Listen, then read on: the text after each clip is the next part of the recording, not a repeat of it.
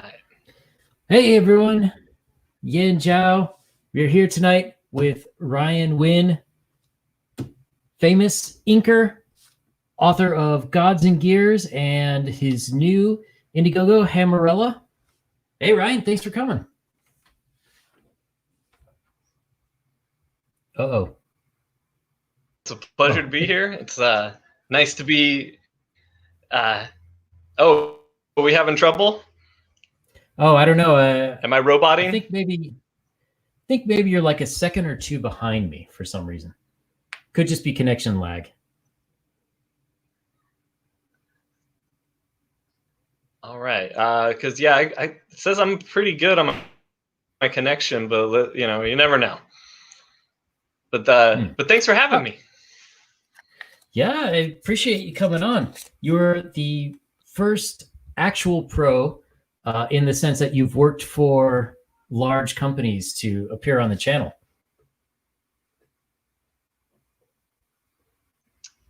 All right. Well, I hope I'm a decent representation of myself. I don't know how the rest of them would be, but we'll. So, for anybody who's not, I don't speak for them. No worries. You only need to speak for yourself. So for anyone who doesn't know, Ryan is, I would say he broke out in fame, mostly doing work for Image back late 90s, early 2000s. Early 2000s. Yeah. All right. So how did my first venture was as go ahead. Oh, well, I was going to ask, how did you we are off. I hear the timing off now. That's all right. We'll get around it. Well, it was kind of funny. I was really young at the time. I was in my early 20s, and I was working at an art store, which, since you're in California, you may be familiar with or remember a store called Sterling Art, which was a really, really just big, giant, 20-some thousand square feet of art supplies and stuff like that. And I'm in at the time, and he was working on Spawn. And no joke, a week before that, I kind of made the decision and started pushing myself towards inking. I was like, that'll be a good way to break into the comic industry. I really like the craft of inking. And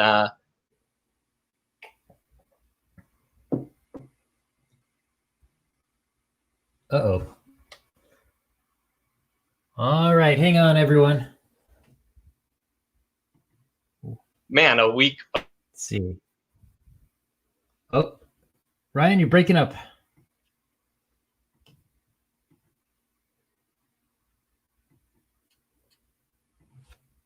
A week.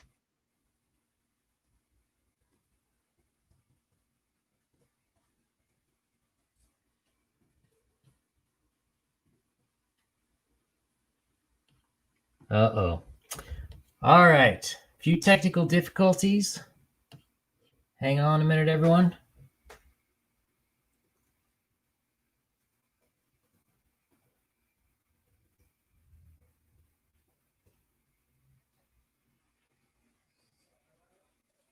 Oh, no. All right. Well, let's see if Ryan can make his way back. Until then, let's check out Hammerella. So Hammerella takes place in the same universe as Gods and Gears, which currently is the 4-part series published in floppy format by Alterna Comics. You can still go on Alterna, I believe it's alternacomics.com. I really should have looked into that. And go on there, order the back issues. I believe you can get some signed on there too. So it's 48 pages. Let's take a look at some of these images. For some of the, so 50 backers, we get a Hammerella trading card. 100 backers, we get Commander Rayo. Giant robots. Come on, you can't go wrong with giant robots. Giant chickens. Can't go wrong with giant chickens. Or are they chocobo? I don't know. We'll see if Ryan comes back.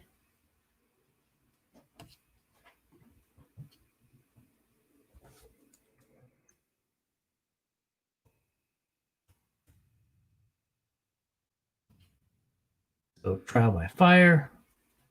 We got a little bit of the Mecha Kira.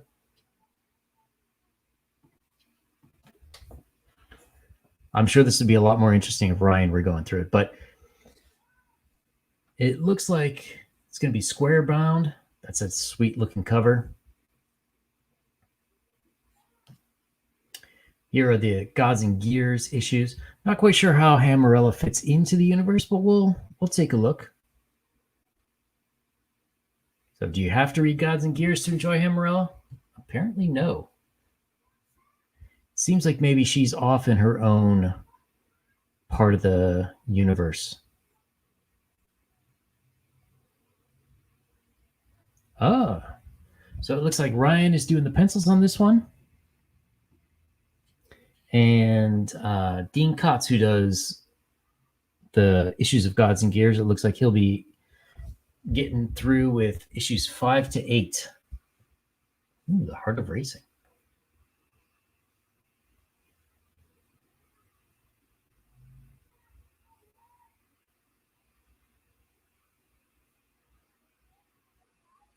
So it's got a lot of... Hey, okay, he's back. Hold on, folks. Better. Oh, yeah, much better. Okay. No, I was trying out a new laptop and I thought it was all going to be super smooth and extra better, and it wasn't. I'm so sorry, everybody. Hey, Matthew Nickerson. What's up, buddy? All right. Sorry about that, everyone. All right. So we were talking about how exactly you got into the industry. I think we heard you were working at Sterling. You were either working at or you were at Sterling Art Store, and then you disappeared. Ah, okay. So I was in my early 20s. This is around the year 2000, turn of the century, and I was working at Sterling Art just as a clerk at a retail store. And about a week before that, I had made the decision that I wanted to step into inking. I was like, this will be a way into the comic industry. It's something I'm already kind of good at. I like the task and the craft of inking. And lo and behold, a week after I decided that, Danny Mickey came into our art store, and he was a pretty well-known inker at the time. He was inking Spawn, and he was setting up a studio, and I let him know that I was interested in inking, and he gave me sort of the path to try out. So he would come in every few weeks and kind of tell me how to practice inking and how to build my portfolio, and just slowly over the months. Yeah, it was super lucky for me. You know, it's not a standard thing to happen. So I made sure to take full advantage of it, that he was willing to share any info or any insights like that. And that's how that kind of started. So I didn't actually like fold into Image then. It was more, I folded into Danny Mickey's studio, who happened to be the inker at Spawn, which was at Image. So about how long did that take you from that initial conversation until he's like, my son, you are ready? Let's see. It was probably, like, I want to say 3 months. I was like, no, it's about 3 months, but it was probably a good 5 or 6 months. Okay. Yeah, I was doing samples, and you know, he probably came in about once a month for supplies or so. And I would just keep plugging away, and then if I was embarrassed by something, I wouldn't show him the samples until I was pretty proud of them. So there's a lot of stories like that when you go back into the older Marvel days and DC days.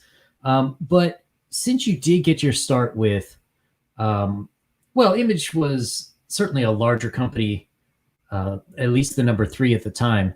Do you like?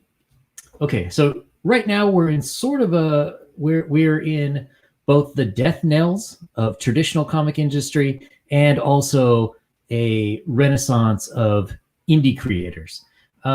What do you think a lot of the new indie creators who have never worked for an established company, what do you think that they're missing out on?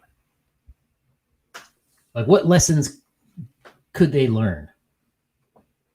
We'll see the lessons you're going to learn in the industry, in the monthly, like I kind of consider it the monthly grind and indie comics. You know, it's like it is the industry, but the real distinction is that like that monthly grind is totally different.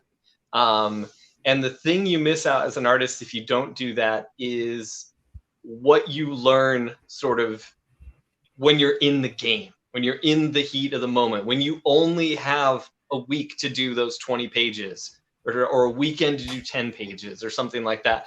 And that's sort of a pressure that is hard for artists to apply to themselves. There are people that do that. You know, it's a self-discipline, and there are people that are good at that. But for the most part, even those of us that are kind of good at it, it's not a natural state to put yourself into, you know, because you want to push hard, but you don't want to kill yourself, and you don't want to lose sleep today so that tomorrow sucks, you know, and there's this balance you have to make. But that's one of the things that I took from the industry was I learned how to think quick, how to force myself to be creative, which that when you're young, that sounds like an impossibility, like to just be able to turn it on. But when you start to learn how your brain works and how creativity flows with yourself, you kind of learn how to manage that. And then when the time constraints are on and you are stuck in a do or die situation, then you start to learn what you really can do and what you're capable of. So I feel like that's one thing.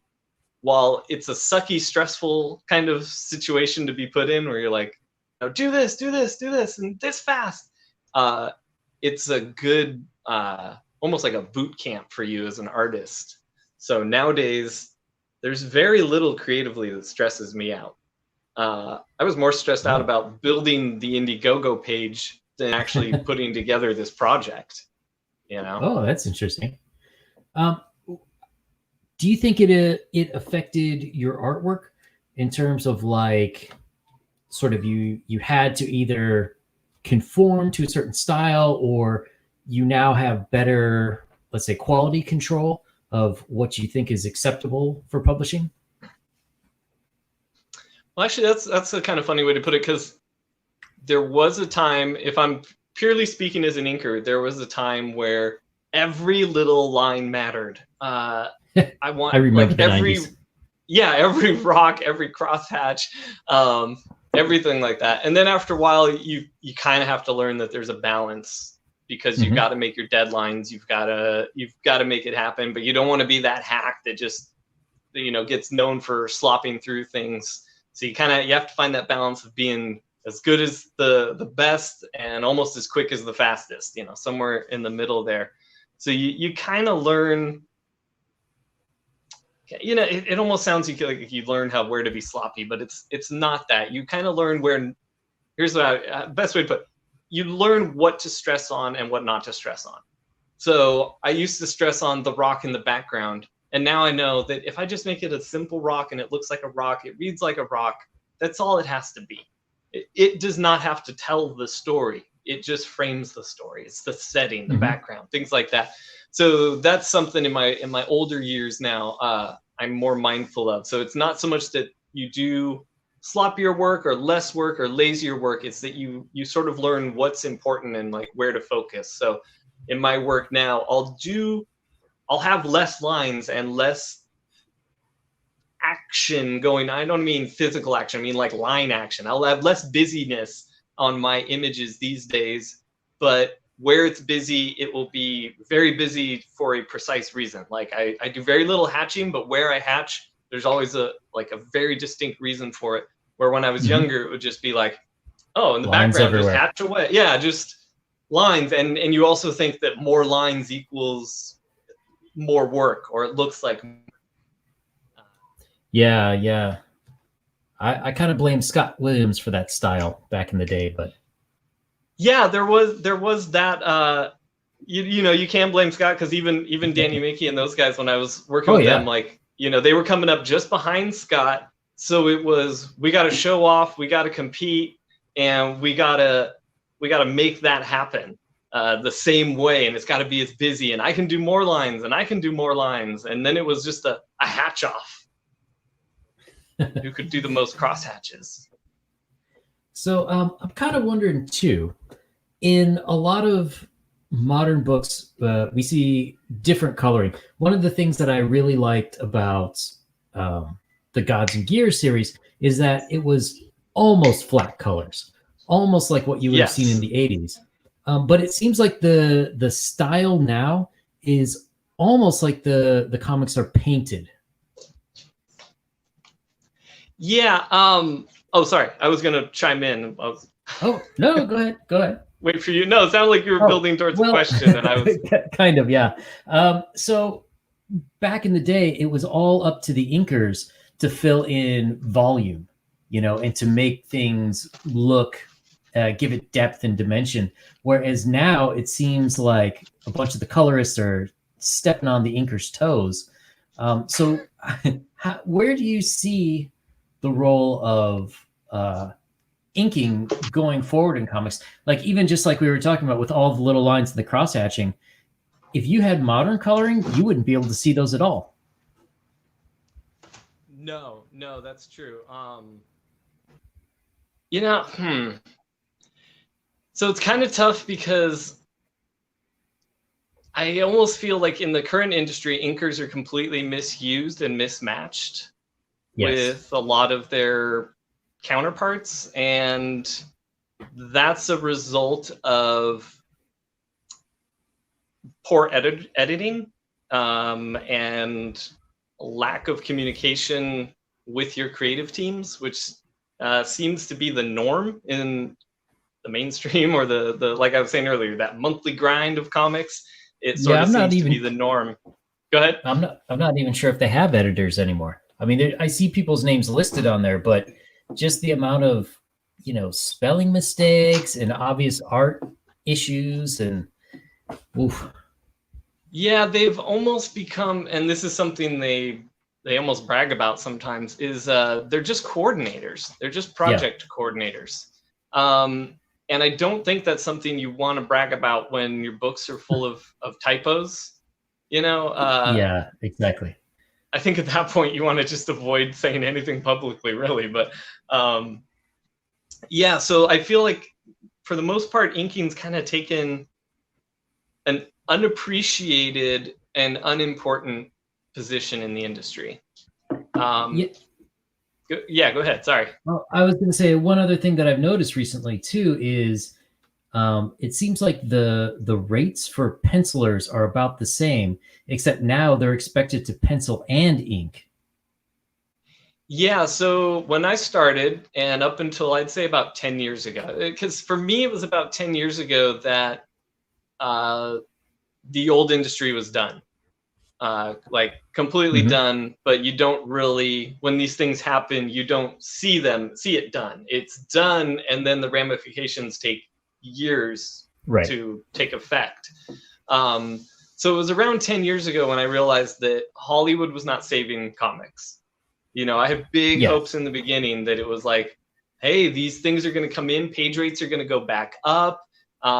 If Marvel's making money, then Marvel's making money. I didn't understand back then the distinction of Hollywood versus comic companies. Yeah. I was so naive that there was a time in my life where I assumed Marvel was going to open chains of comic book stores because of this movie stuff, that they would want to expand on the comic book thing.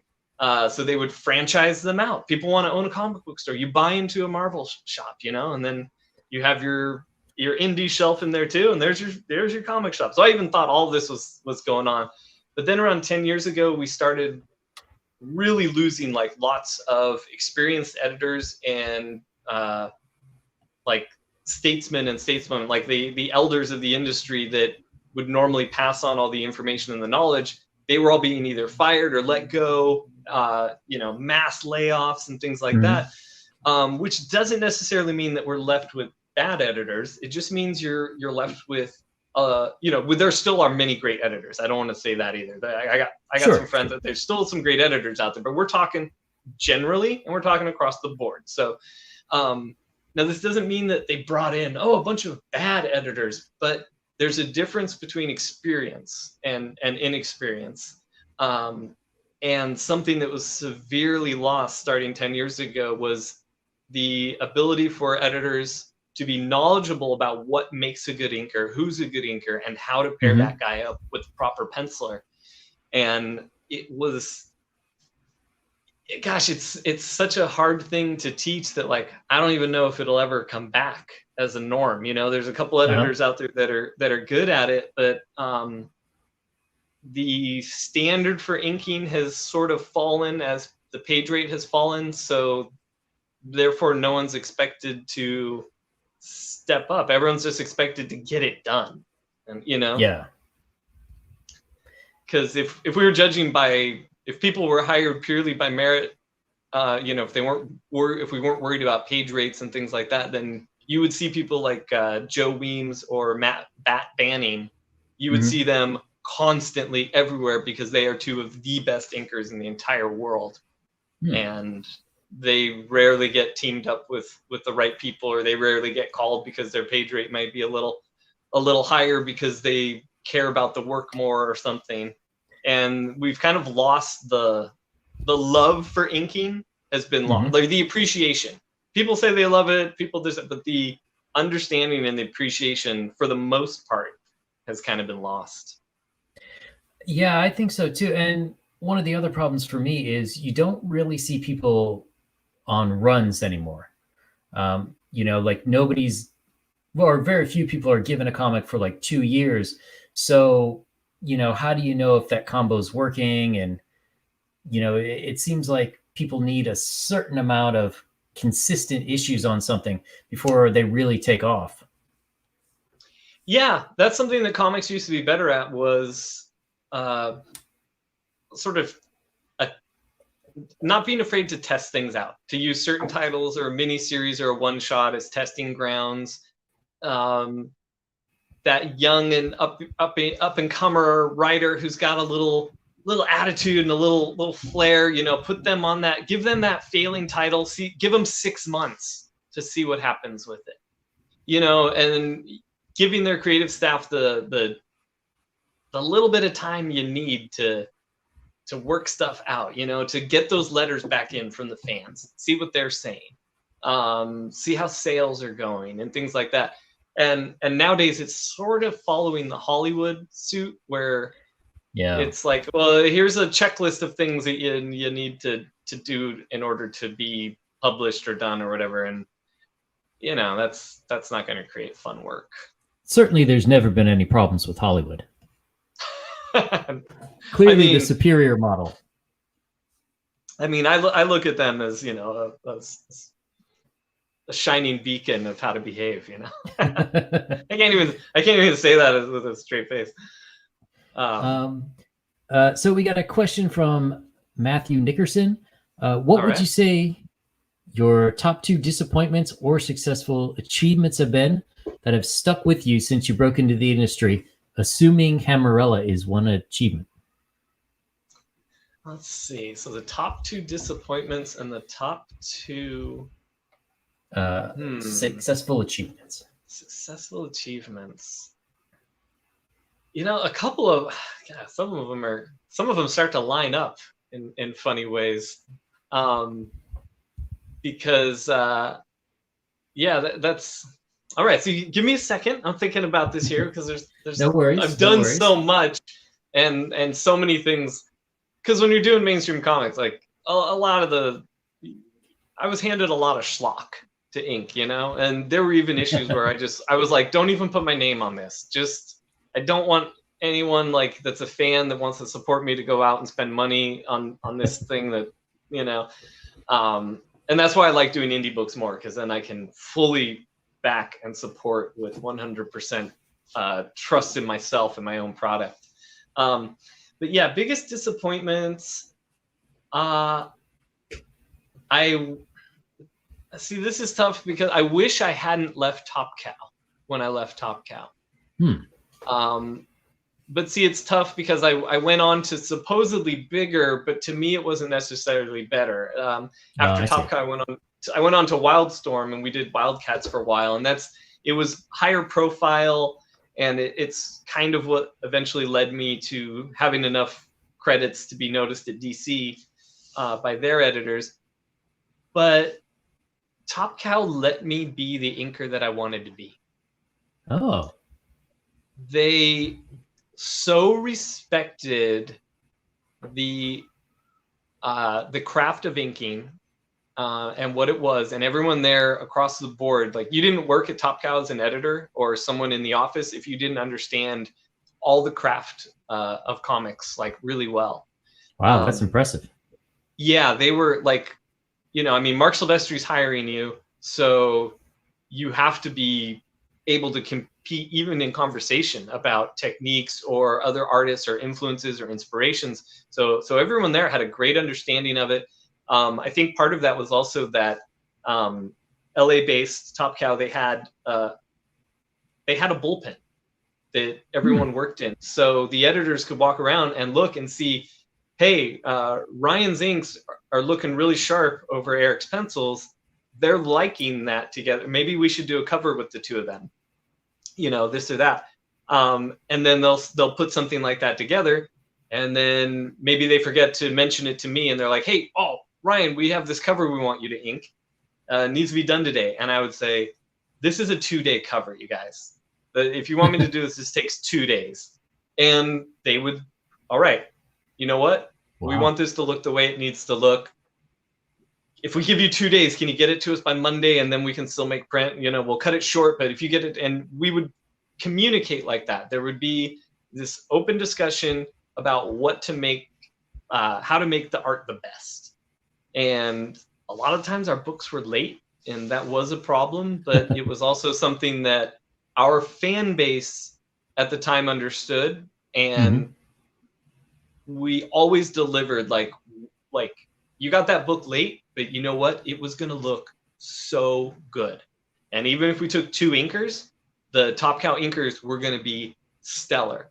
Like, you could have Mark Silvestri do an X-Men book, and you bring on 4 of us as the inking staff, and you normally think like, oh, this is going to be a mess with all these inkers. But we were all so well trained on how to ink Mark and ink the style that we could jam up on these pieces, and it would look beautiful and fluid, and it would not look like a hacked together book. So interesting. That was one of my biggest regrets. Was I kind of wish I had stuck it out at Top Cow and even maybe pushed towards writing or penciling more there. Wow. But at the time, I was like, you want to climb ladders, you want to move this or that, and maybe they were late with a paycheck, and I was like, oh, I got attitude now, and this or that, and things like that. Yeah. Where when you look back, you're like, you know what? It was pretty good. It was pretty good. Well, it's always in retrospect that you really understand just how good or not good something was. True, and that's where you find how to proceed going forward with more equanimity towards things. And speaking of retrospect, so I saw, I don't have the tweet to pull up, but somebody had tweeted out, like, what's the worst advice, professional advice you were given that you never took?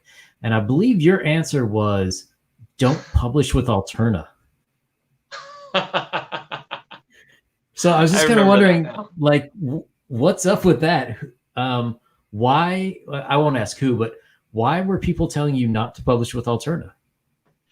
Well, this all started back when, gosh, so long ago now. It might have even been 2018 or even 2017. But Peter was in the midst of just thanking fans, and he thanked and retweeted somebody who had used the Move the Needle hashtag. Oh, and that started a bunch of uproar. And so, of course, I was not in the midst, but I was in the mix. So I saw it all happen. I know Peter's a good guy. I know that it's not a bad hashtag, all that stuff. So none of that meant anything to me. So we were going through with publishing. That was like a month after we'd gotten picked up by Alterna. So we weren't coming out for months and months, or almost a year. And yeah, I made the announcement that we were going to be publishing, and I started getting DMs from people that were like, "Oh, hey, I don't know if that's such a great idea, this or that," and none of them had anything of any substance to say. They just wanted their attitude or opinion heard, which it was, I guess. Okay. And I had a couple people kind of publicly, like I remember I had one person that I thought was my friend. I tend to buddy up online pretty easy. Like someone's nice to me, I'm like, hey, we're friends now. You want a comic? I'll send you a comic. And I used to send comics out to everyone. Like I don't do it as much anymore because people kind of, I don't know, they don't seem as nice sometimes. But sounds expensive too. Yeah, well, that's true. That was back when I was making them big superhero bucks. But yeah, and a couple people just they chimed in even on my announcement where I was like, hey, we're getting published, and they were like, oh, not with them. And I was like, okay, all right. Do you feel good? You feel good now? You rained on you tried to poop on my party and rain on my parade. So yeah, I kind of had people that were trying to tell me it wasn't a good idea, but they had no reason, like other than pointing towards internet drama or something like that. But there was no, well, that Peter that he robbed me point blank once, or he did that. There was nothing. There was nothing other than you don't want to get caught up in drama. And I was like, oh, I'm not going to unless you want it, unless you put me in the midst of it. Otherwise, I'm just chilling. So how is it now? I mean, well, yeah, I guess you'd say more or less working for yourself, as opposed to how it was working for, either DC or even Top Cow or Danny Miki. Like, what's the pros and cons for being your own boss? I'll go through the cons first. You have to make the schedule. You have to plan everything. You have to coordinate everything. Most creative people hate that. So when you have an editor hitting you up on Mondays saying, hey, this is what we got, they're due at these times, get to it, that works really well for dummies like me. I'm kind of, I always liken myself to like, I'm just a dumb dog. Like I'm really good at the tricks I do, like really good. Like I can do it all. I can wag my tail, roll over, jump over the fence, fetch, get you a beer, whatever you want. But I can't train myself to be this dog. There has to be someone saying, sit, fetch, roll over, do this stuff. So that's one of the cons to me, is that you have to be the business. Where when I was just inking for DC, I'm just tracing images. Other people are doing all this thinking. Like all they're doing is sending me things, and I'm just taking a pen and basically doing calligraphy all day. Like somebody else has thought about everything, and I'm just tracing these pencil lines. So that is a con to me about working for yourself, is that you are the business, and you got to run it, and you got to coordinate it, and you can't be an artist about that.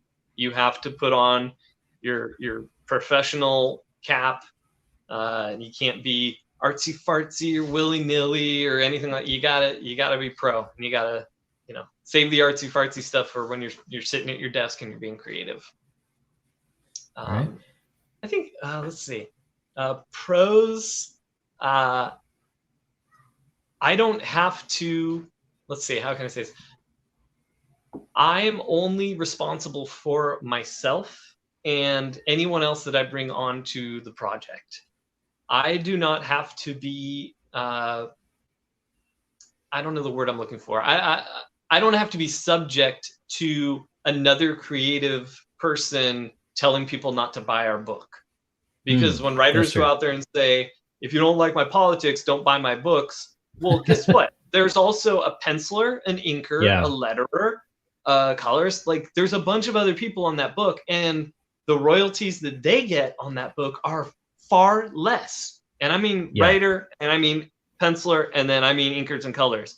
So I don't want to be working on a project where I might lose thousands of dollars because somebody else is out there telling people not to buy their book or pissing off creators or readers or retailers or anything like that. And that's something I'm totally like never gonna worry about again. I'm only gonna work on stuff with people that I want to work with and can trust working with. All right. So if you don't mind, let's talk a little bit about Gods and Gears. Okay. So I have to say, I did make a video about it. It's up somewhere in my archives, but I was really impressed by the book. It's almost as if, you know, I had a time machine and I went back to the 1980s. I could put this on a shelf and no one would be like, oh, what's this? Like, it seems like it really fits into that time period. Awesome. That's all I got to say about that. I'm so happy to hear that. That was the goal, you know, and the real trick to it was to make it feel like it wasn't the goal.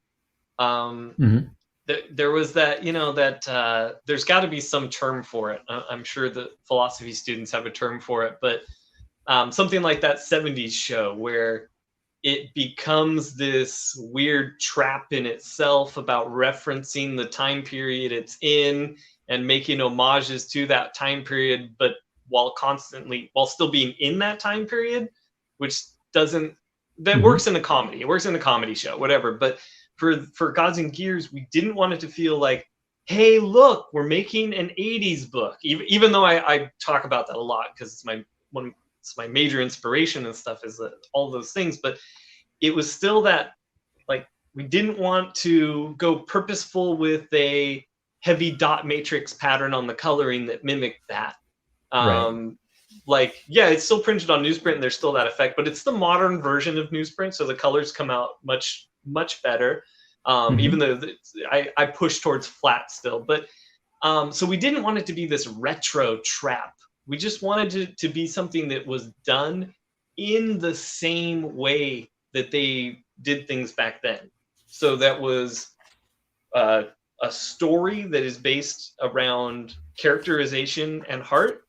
And then you take that story, which could be a very down-to-earth story, you take that and you put it in a fantastical element and you let yourself go crazy with these elements, and then you find ways that they thread in with the story. And that's what they were doing, you know, from, in my head, the way I look at history, it was basically the mid-60s up until the 90s. They kind of had this, or through the 80s, they had this real drive with story and characterization coming first, and then dropping that into the fantastical, and then using that fantastical to sell toys and you know, to market it and get capital and things like that. And then around the 90s, it just became so product oriented. Like, once you got to that like fourth wave of Ninja Turtle action figures, and you started pushing things that were just product, and comics started following. Same. I know a lot of my friends, they love their late 90s comics. I was okay with early 90s, and then I started to fall apart on the late 90s. I like 90 and 91. Those were good years. But after that, I mean, wasn't Rob Liefeld's Youngbloods, wasn't that the whole point? Is that he was trying to get like money to advertise stuff in his superhero comic? Oh yeah. Yeah, that was I mean, I want to say he was like ahead of his time, but it was also kind of like he was more willing to do things that a lot of people just didn't want to do, you know, because you appear like he wasn't afraid to be that unabashed marketing machine.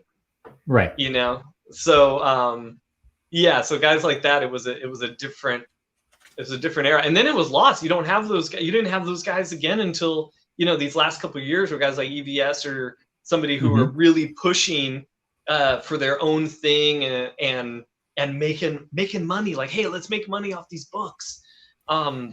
So because when I was coming up and the Image guys were popping off and doing their thing, that was the thing they were telling young artists. Like, they were like, you can make money doing this. Don't let this giant corporation tell you what to do. You can go out and make money doing your comic, you know? Go ahead.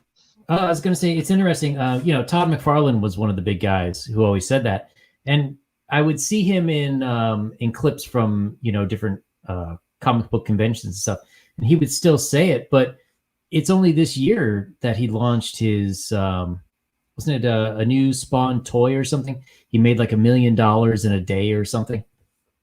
Yeah, that was ridiculous, and So, in a good way. I mean, well, yeah, of course. But I mean, that just says to me, like, where is all that money? Like, there's clearly a pent up demand for all this stuff. Why are all these other companies just leaving that on the floor? especially when you look at the age demographics, where you're like, okay, so all these, and I'm going to be real blunt about all these dudes from the 80s, all these dudes that were kids in the 80s, were willing to just, all of us were willing to just keep forking over money for X-Men books for a long time, a real long time.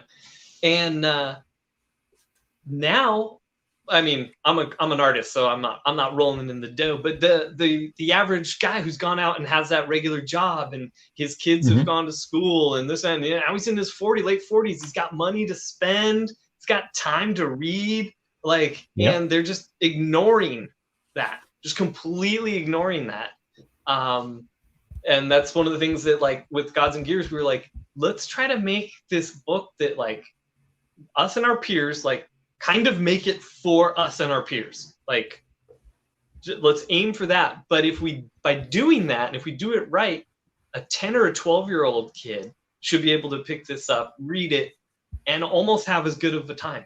And the only thing that a 10 or 12-year-old may not get are some of the elements dealing with the parents, or some of the weight of like death or the loss of a family member. But I feel like kids do understand those things. Yeah, absolutely. And even if they don't quite understand it, reading about it and having it in your literature and the things that you consume, it sort of teaches you how to deal with those things before you even come across them. Right. And I'm so happy to hear that you say it was intentional, because when I first read the, I don't know what you want to call it, one shot, the short story in it came out on a Wednesday, which, by the way, was genius for whoever came up with that idea, because I very well may have given Gods and Gears a pass if I didn't read it in there. But it had like a very Indiana Jones, Raiders of the Lost Ark / Goonies type of vibe to it. Your debate buddy, Clint Stoker, he made a video the other day about, how comics has really not replaced its audience since they sort of gave up on making comics for younger people. This is what I like to call, the marijuana of comics. You get them on this, and then you get them into harder stuff. Yeah, the gateway drug to comics. That's a good way to put it. Like, yeah, that's what I like about Alterna. I'm not trying to turn this into an Alterna commercial either, but you can have your 10 or 12-year-old like, hey, read Gods and Gears. Here's Mighty Mascots. Even Mr. Crypt. I feel like Mr. Crypt is fine for any age kid. But then maybe a year down the line, if they're enjoying comics and they read those stuff, it's like, well, here, try Tinseltown. It's a little more mature. It's not a superhero thing, but I think you're gonna dig it. And then, like, oh, hey, like, you handled that well. You want to try some horror? Here's some Voidwalker. You want to try that? You're 14 now. Try some Voidwalker. Try a horror book. See how you do it. And I feel like I'm straying off topic now, but it provides us sort of like outlet for these different ages, and we kind of need that. Like we need books that can be all ages without being kid oriented too, because that was the other thing. I didn't want it to be a scholastic book, which I do not mean that as an insult. There's fantastic work. Like, I know a lot of people like to dig on Raina Telgemeier just because she's rich and famous or whatever, but like, she does solid work and she tells great stories. It's not necessarily my cup of tea. So I don't mean that in that sense, but the scholastic books I've read, they feel like they are written for specific age groups. Right. And I almost feel like when I was a kid, I remember that. I kind of remember going from a certain choose your own adventure book to a pick your own story I stepped up to the choose your own adventure. Like, it had smaller print and it was a little more serious. You know, and we need that in comics too, but the comics also need to be, I don't know, just accessible to any, I don't know, that's a whole different topic. Accessibility. Yeah, well, you know, it's funny you say that because I've got a friend in Brazil, and he's got, you know, almost all of the X-Men comics from the 80s, and he's got a daughter who I think is 5 or 6 and another one that's 3, and they like him to read the X-Men comics to them. You know, they love it. He and I talk, he's like, "Oh, I forgot about this storyline," and you know, Chris Claremont is by far my favorite writer. He was really good at creating multiple levels of meaning and interest in his stories. And it seems like Gods and Gears is well on its way. Is there an estimate for when issue 5 is coming out? It's not going to be till 2021 sometime. Okay. Well, I mean, we're almost at the end of the year, so. Well, that's true. Well, it'll be partway through the year because we're just getting started on it. We're actually just finishing up the story, and as I get through Gods and Gears, we're hoping to have Dean getting through, or as I get through Hammerella, we're hoping to have Dean get through a good chunk of Gods and Gears so that we can get that completed within a certain amount of months, so that when we go to hit the release date, that we don't have any problems. Oh, and yeah, just one more thing about Gods and Gears I almost forgot. So when Gods and Gears issue 1 came out, I have family over in Taiwan, and I sent a package over there, and there's some younger kids, and I put a bunch of alternative stuff in there and some other indie stuff, and they really like Gods and Gears, and one of them took it to school to do like a book report basically for his English class. And the teacher was like, "Oh, that's great," you know, and she got my email and she's like, "Oh, can you send me some more?" So at least issue 1, because the last time I sent it out before the world went crazy, only issue 1 was out. But that is apparently the curriculum for an English class in a middle school in Taiwan. Well, afterwards, let's talk and let's figure out, let's get them PDFs or let's get them something. Let's figure out how to get them the rest of the series, because at that, with something like that, I don't even care about sales. I want a kid in Taiwan to finish reading the story. Yeah, for sure. Yeah. All right. So Hammerella in the Gods and Gears universe, but not quite the same. How does she fit in? So we will reveal exactly how she fits in the book. I'm sure keen readers can probably guess from her choice of weapon who she might be tied to in our Gods and Gears world. We do have a hammer-based Elementium god, but I don't want to say too much.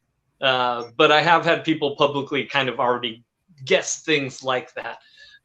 So we will reveal her exact connection in the story to the Gods and Gears world, and then eventually this story will tie to other one-offs that will, where the entire story will come into play with Eli and Jimmy in the regular Gods and Gears world down the line. Oh, interesting.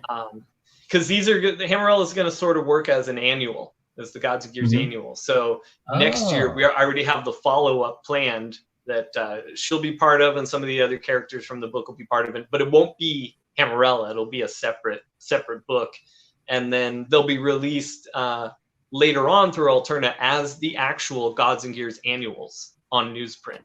Oh, very cool. So Hammerella, it's good. I tell people treat it like it's the annual, but it eventually will actually be the annual. And so she is, or I don't know. Do you want me to explain the book here? Yeah, please. So like I said, go ahead. No. We've got the Indiegogo up here. For anyone who is interested, go take a look. Indiegogo, it's Hammerella Thundersmoke. Yeah, so she is a half god, half witch being. So we're gonna have a different power set. We're gonna have fun playing with her powers, and she's gonna be learning about her powers throughout the whole thing. So it's not even something I can prompt you too much about, but the whole story is gonna be about her discovering how to use this mix of abilities that she has. And the story starts off, she has been stranded on this hellish planet called the Garden of Umbra, which is just full of like horrendous beasts, these crazy bears and hawks and wolves that are just constantly hunting her. And she has to be just as tough as they are if she wants to survive. So obviously, we see from the imagery you've got there, she does make it to adulthood. And eventually, she finds her way off the planet. And when she does, she finds herself in the midst of this giant galactic war. And that's where we get to introduce new characters like this team of rogue naval pilots called the Blue Astra. And I don't know if you guys are familiar, or you guys, I don't know if you are familiar with the Blue Angels, the Naval Flight Squad. Sure. So this is my sort of homage to the Blue Angels mixed with an element of the A-Team. Oh, cool. So they are a stunt team that goes out and performs stunts and this or that, but they found themselves in the midst of this battle too. And we've got giant mechs that are the bad guys that are creating all this hell in space. But I don't want to give too much of what they are away, other than a vehicle for awesome giant action scenes that I get to do. Very cool. Yeah, I like the design of your mecha here. You know, I have to give credit where credit is due, and the mech design is by Dean Kotz, our regular Gods and Gears series artist. Because he's eventually going to have to draw them in the series. So I wanted him to. Okay, this is a partial lie. I was about to say he was going to draw them in the series, so I wanted him to design a robot, you know, a mech that he wants to draw. Well, the reality is, I was so intimidated to try and design a mech that I had to turn to him for help. Like where I had no problem drawing them or anything, but it was that thing of all right, I'm sitting down to do this, and I was like, all right, I think I'm actually going to go sit over there and call Dean and talk to him about how to do this before I sit here and do this. So I reached out to him, and we collaborate so much. He's even helped me out with the Hammerella story, even though he's not drawing it. He's such an important part of the Gods and Gears world that I get his input for everything. All right. But yeah, I'm glad you like it. I'm glad people are digging it, because they're fun bad guys. It's I don't know, in a lot of ways it's like a real palate cleanse from, you know, what a lot of the big two has become, because this, you know, I wouldn't mind giving this to any kid. I don't have mixed feeling. Even like a character like the Punisher, you know, doesn't seem as bad as what they're doing to supposed heroes now. So like, this is just so nice. You know, I can read it, I can enjoy it, and I don't feel dirty, if that makes sense. I understand that. Yes. No, that's an important part. You want people to feel. I mean, obviously, if you're doing a horror book, wholesome is not the approach you're going for. But for me, if doing these, they're not quite superhero, but they're superhero. There's a superhero vibe to our books. So there needs to be a wholesomeness that isn't oversaturated or anything like that. But there's a heartfeltness to it, and characters that are trying to do the best. And that's what I like, is characters that it's that the human dilemma where we know we're bad, but we're trying to be good. I'm doing my best to be good and do the right thing. All right. So why don't you walk us through the levels of your campaign here? Okay. It's small on my, because I'm using my phone, so bear with me if I get that. No, if I get something wrong. It was funny. I was telling maybe you know Rooster Puncher from Twitter, Spencer Desmond, writer of Voidwalker. I was telling him the other day, I was like, oh yeah, I'm gonna get all the perks memorized, and he just started laughing. I'm like, what? He's like, nobody ever gets all the perks memorized. You can think you can all you want. And I was like, no, I'm gonna do it. And then I tried, and I felt confident, and we went live with Peter, and I was like, I don't remember any of the perks. But I do know our featured perk here is $50, and this is going to be your best value, and that's going to get you the Hammerella physical book. It's going to get you all the Gods and Gears issues. It's going to get you an exclusive print that is just available on this campaign right now. Mm-hmm. And then we've also got some fun swag in there, because I like fun swag, and I'm talking to most of the Gods and Gears fans. Everybody likes stickers and buttons. So we were like, let's do some stickers, buttons. Let's do some keychains. It's easy to ship that stuff. It's fun to make. It's fun to have. So we were like, all right, let's just play. Let's have as much fun with this as we can. So that's our featured perk. And then we also offer just a digital, which I think is $10. $10, yep. Which I understand it's just for PDF, but right now this is for building support so that we can go forward through the Gods and Gears with the Gods and Gears universe. So hopefully people understand that and find value in that for themselves as well.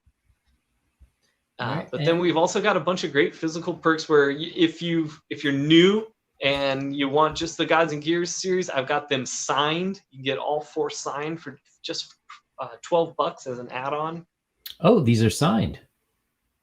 Yes, pretty much everything's going to be signed. I think most of the things it says when you expand on it, it says if it's autographed, but I don't like to let anything out in the world without an autograph on it, you know? It feels very naked. Cool. And then we have the classic, just your standard book, and that'll be shipped in your Gemini mailer, 48 pages, pure color. It's going to be perfect bound, and this is going to be printed on a matte or semi-gloss 60-pound paper. This isn't going to be newsprint. This is going to be a nice shelf-stable copy, as I like to say. All right, and so after that we have the Rumble Bundle.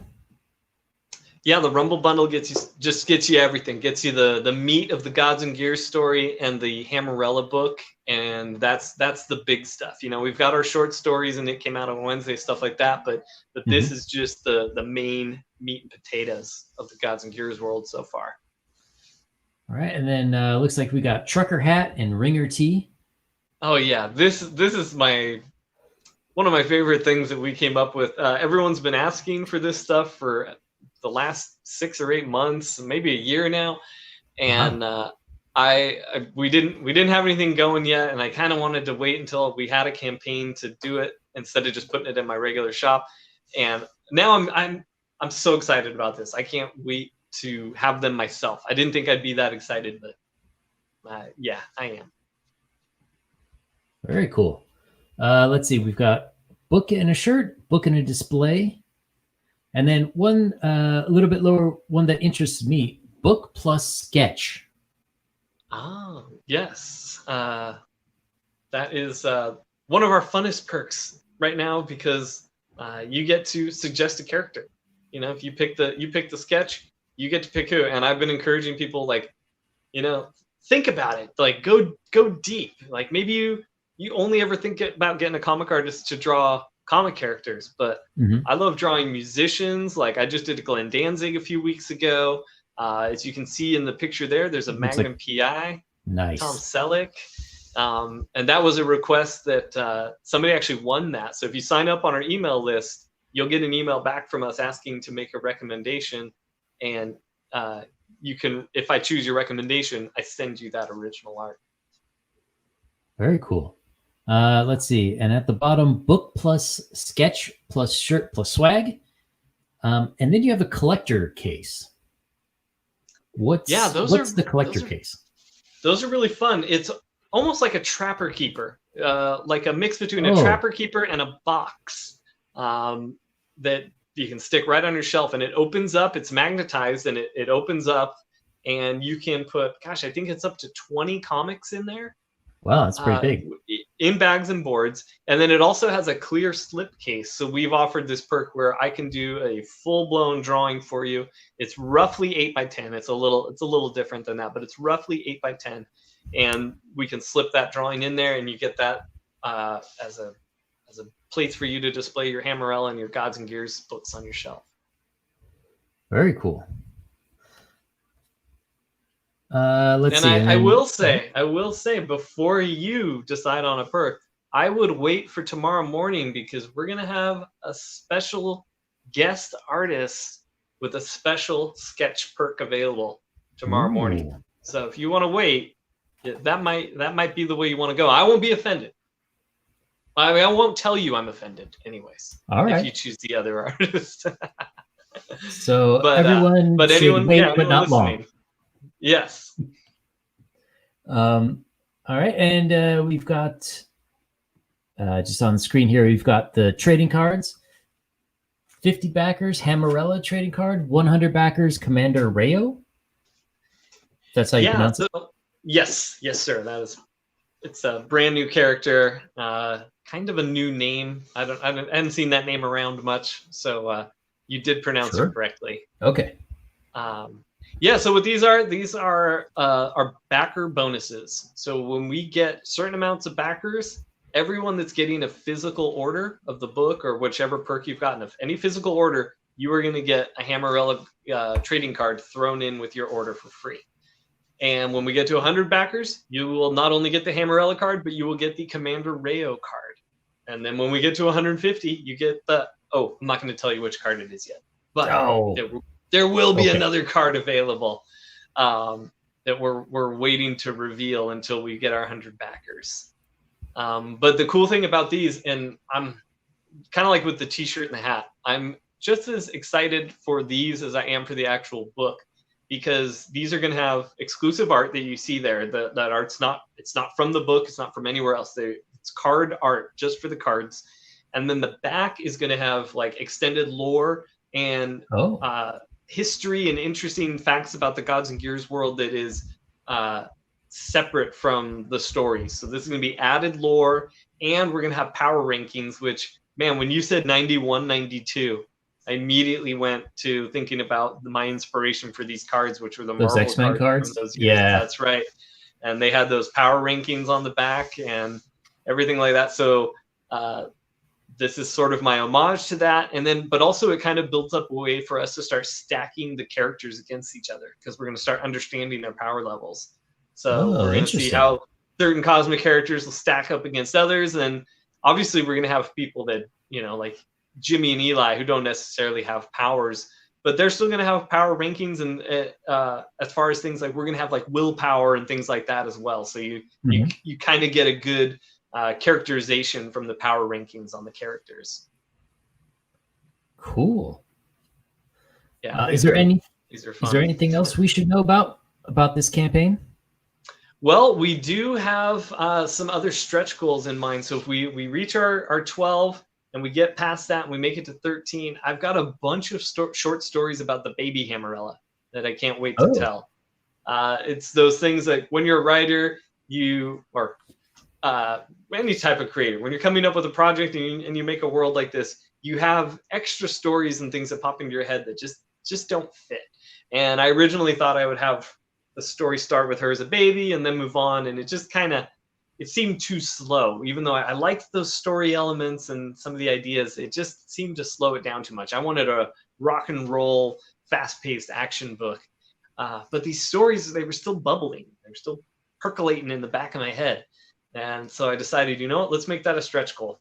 That way I don't force myself to take the time to do it and they don't work with the story or anything like that.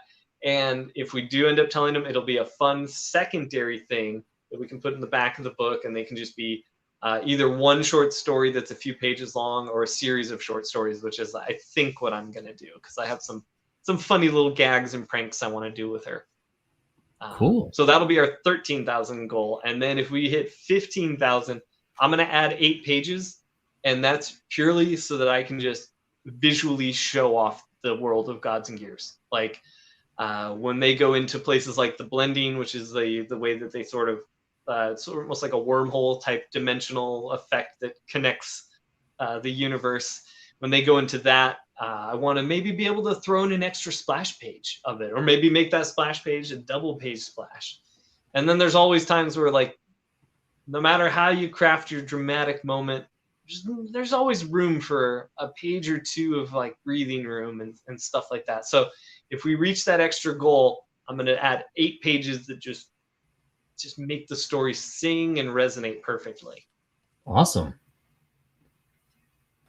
And beyond that, I think if we haven't announced it or anything, but I think one of the goals I'd like to do, like, I mean, this is way cart before horse, but say we reach something like 20,000 or something like that.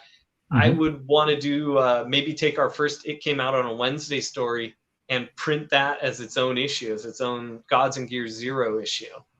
Wow. Something like that, because Dean has a cover idea already in mind with the hot air balloon and stuff like that. That's really cool that we'd like to do. But that's down the line. Like, I mean, obviously we hope and we're shooting for that, but that's the kind of stuff that we'll cross that bridge when we get there, you know? Awesome. So we've got a question here from earlier from Matthew Nickerson. What's your best advice for someone trying? I assume he means either trying to make your own book or trying to get into the industry. Maybe he just means trying. He's like, hey, I'm just trying. Just a guy. I'm just sitting here trying. Yeah. Well, Matthew, I know from Instagram. I just found him recently on Twitter, but I've known him for a while on Instagram. He's a great little talent. He'll swipe images from me, my black and white images, and say he'll take a Spider-Man I did that's half Spidey, half Peter, based on the old Ramita piece, and he'll color it up and slap a logo on it and age it, make it look like a cover and stuff. And very cool. So he's always full of fun. So to me, my advice to Matthews is keep doing what you're doing. Like, if you want to keep coloring and expanding on design, like, just keep working on that. You know, obviously build a portfolio, or maybe build stuff up that's outside of superheroes if you want to expand to more things, because there's more job opportunities for you outside of superhero comics than within.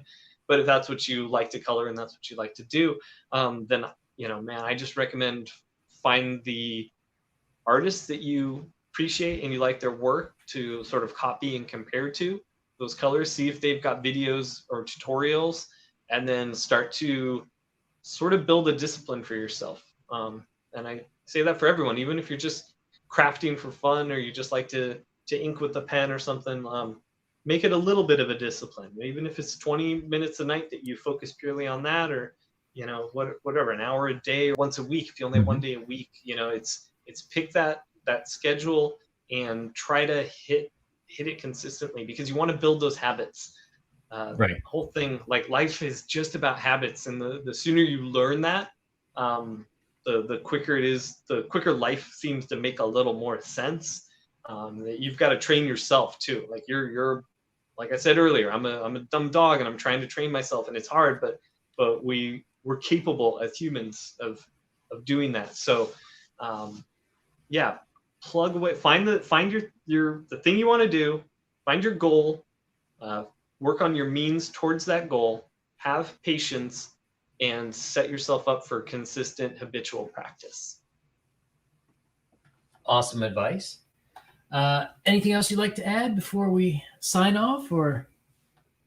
No, I had a great time. I can't thank you enough. Yeah, no, I love these talks. Not only do I love, you know, talking about this stuff, but I love getting certain questions, you know, and, you know, it makes me think about the projects in different ways. And I love hearing that you sent the book out to Taiwan. That not only warmed my heart, but that also kind of, you gave me goosebumps and got me excited about, like, hey, you know, I hadn't even thought about, like, outreach to other countries, just providing reading material in a sense, you know? Yeah, well, it's interesting. I lived in Japan and in China for most of the 2000s. And there was I had to teach English for a few months in Japan before I started swearing at kids. And then I taught it in the evenings in China as, you know, some extra money. But there's a real lack of decent quality English language material.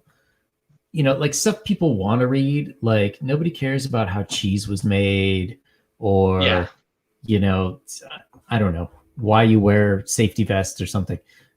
So things like this that are entertaining, that the language, you know, you have a bunch of made up words in there, but there's nothing that's too difficult that they shouldn't be able to understand, you know? Well, and we really tried to push the story visually too. So I almost feel like if you're just picking up on a few words, you can kind of get into the story still, you know, just by looking Absolutely. at it. Yeah, and that's something too that I have noticed that a lot of the books that are pushed either to the general public or to the outside world don't tend to always be fun books. It'll be things like Mouse or these, you know, books. Oh man, I feel so bad. I forget the book about from the Palestinian female creator that was really good too. No, these books are great. They're fantastic pieces. And if you're into history and you're into comics, these are things that you want to consume. But you want to push fun material out there too. Yeah. You know, you want to invite people into the medium with fun escapism material, not always these like really heavy, historical, serious, you know, things that you close the book and you feel depressed a little, even though it was really good and really well made, you know. So I often feel like, yeah, we need more fun stuff pushed out there. Maybe I can get Gods and Gears translated or something, you know. That'd be cool too. One of my dreams is to get it translated into Japanese because I have so many friends, so many Japanese friends here and in Japan that would be a real treat for me. It looks like Spanish would be the first thing. Go ahead. I'm sorry. That's true. I was going to say they have all those manga cafes, so they got to be looking for material. Yeah, and it's something I've really thought of. Like we've even discussed printing it in black and white and smaller in an actual manga type form. Because we think it would translate fine, you know, print it backwards, that whole thing. So that's something like going forward, I'd like to do something like that. Like if the series pans out the way we'd like to, and we're doing this in a year or so, it could even be fun to do a crowdfunder to try to get something like that done. But you know, we'll see. 1 month at a time. All right. Well, Ryan, thanks a lot for coming. Everyone who is still watching, click like, subscribe, and hopefully, Ryan, we'll have you back in the future. I'd love to join you. I feel like I know you've got more questions too. I know you've got questions about like mycelia and stuff like that, and I think it would be really fun to dive into some of that stuff. I can see myself getting like one of those conspiracy theory cork boards with the strings connecting everything. I love it. Let's do it. All right. Good night, everyone. Thank you, everybody.